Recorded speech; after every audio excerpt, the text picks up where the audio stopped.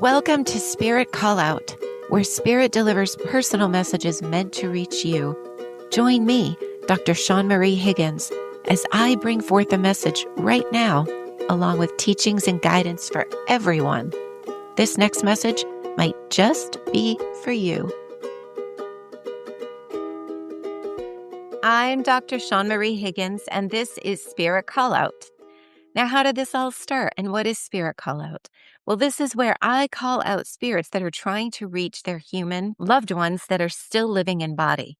Now, I'm an osteopathic physician as well as a spiritual medium. So I have a lot of living human beings coming to see me for healings, both energy and physical osteopathic treatments, as well as for spiritual medium readings and psychic sessions.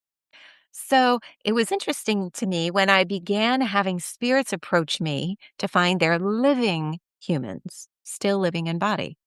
Now, these are both deceased or crossed over or passed away human beings and or animals that are trying to get messages to their loved ones who are still living. So I've got both ends of the spectrum trying to reach both of the other ends of the spectrum.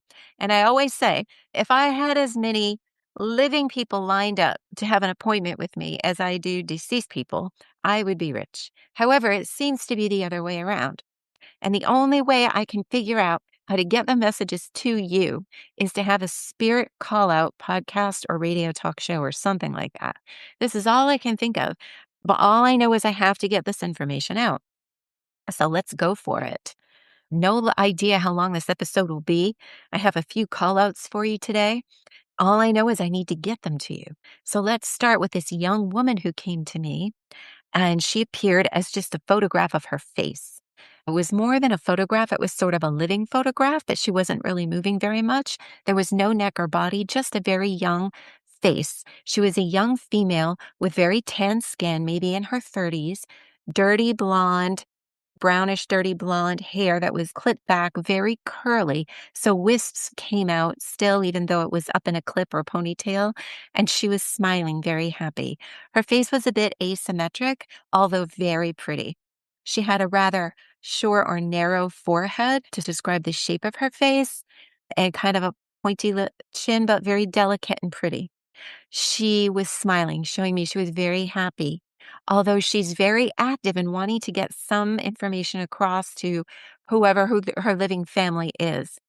She showed me a whole scenario that I don't completely understand and may not completely understand until we keep talking about it or until someone reaches out to me from the call out and we explore further.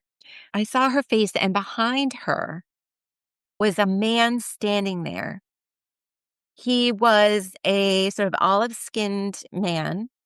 He was rather short, not tall, and very stocky and muscular. He had on a very dark brown or charcoal black hat, like a winter hat, and he had 5 o'clock shadow on his face, very dark brown, almost black eyes, very muscular.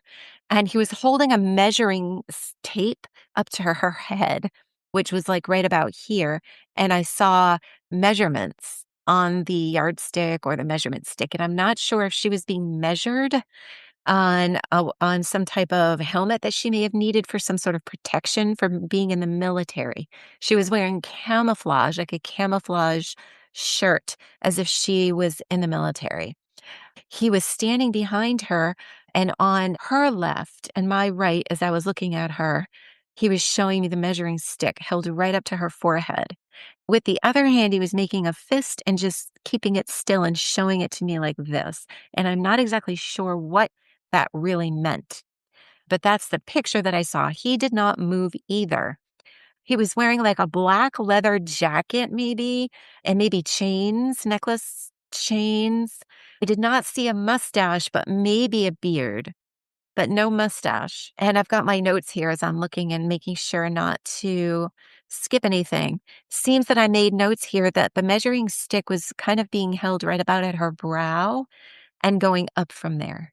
And I'm not sure if spirit was showing me that, noting that she had a narrow forehead, like narrow this way, short, would have been an identifying descriptive factor for her so that the family would know who I was talking about, or if she was being measured for something in some way. But she seems very adamant on telling this to her living loved ones. At first, this gentleman was raising his hand. I'm not sure if he was going to hit her or what was really happening. Then the scene switched where I was seeing through her eyes instead of looking at her. I was seeing through her eyes and I was laying on a rolling platform that was moving almost like a stretcher. I was looking up into the sky and airplanes were flying above, like military airplanes. And I could see one man in a dark outfit pushing the platform that I was lying on and looking up into the sky through her eyes. This is another way spirit communicate. The first time I see them, they oftentimes will introduce themselves to me face to face. And then in order to get information and context, meaning to me, they may show me what's happening through their eyes. So she showed me she was on a stretcher and getting pushed very fast, and there were military airplanes, and it felt like she was on pavement, the roller, and that there were military people around. And then when I initially met her, she was wearing, I could see just the collar of a camouflage type of shirt. So I assume she's telling me she was in the military. And she is passed away, so if there's any question about whether or not she's living or passed, she has passed away, and she's showing me that she's very happy. And I hope that this helps the living family members who receive this message, and if you have any questions, please contact me at osteopathicwell@gmail.com. And it should be posted below if this is in fact the YouTube video. If you're listening to the podcast, you'll find my email in the information section. I can always revisit these scenarios to get more information. Next, we have a dog wanting to reach its human companions, and a dolphin is involved. So, the dog and a dolphin. I'm feeling like they knew each other, the human, the dog, and the dolphin. I feel as though the dog is the one coming forward. But what I see is a dog running up to its human companion as if greeting you, like as you come home from work or something, and your animals will come and greet you. They're so happy and rolling around and wagging the tail.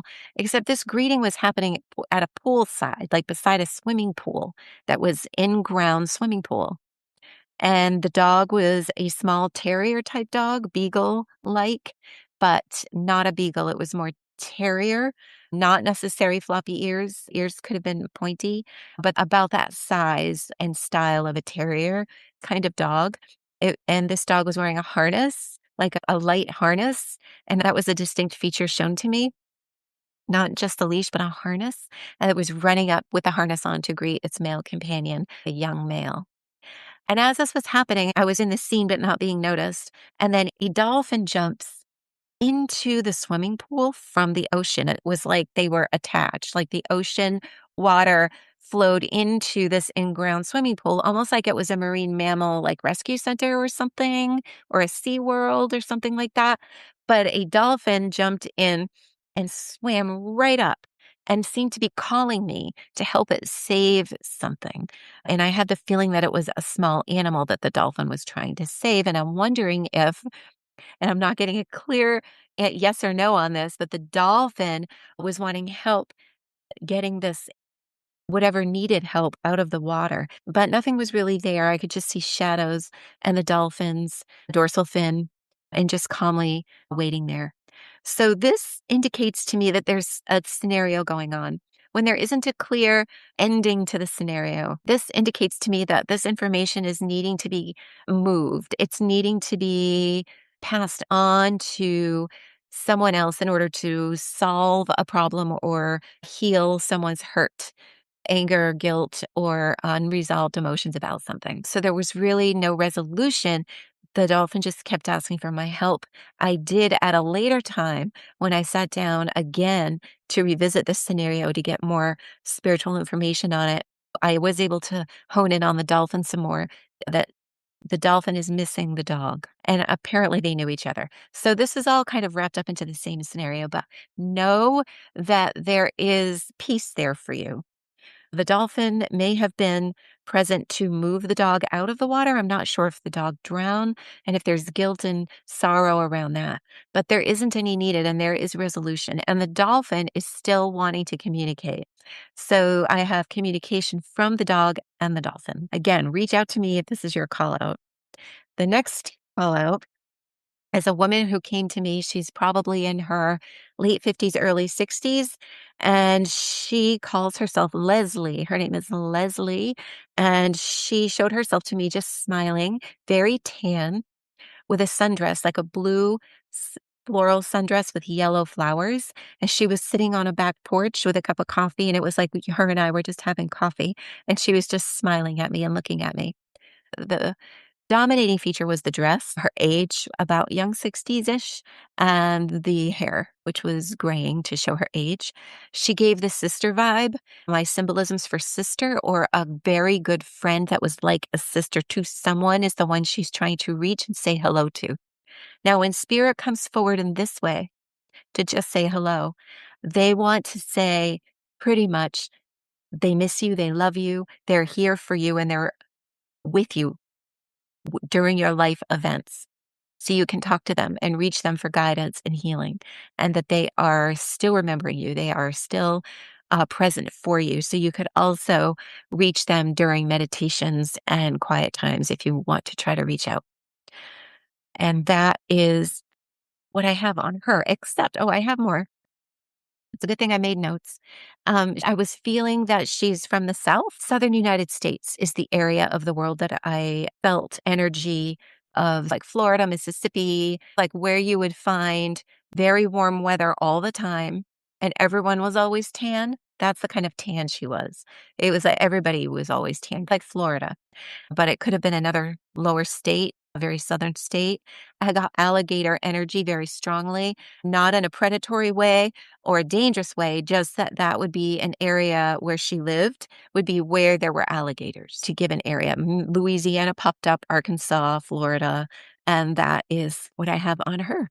And I think that is it for today's spirit call out. Please let me know if any of these call outs resonate with you, if they're your people, they're your deceased loved ones, and I will continue with the next call out. So until then, be well. And thank you for listening. Thank you for joining me for Spirit Call Out.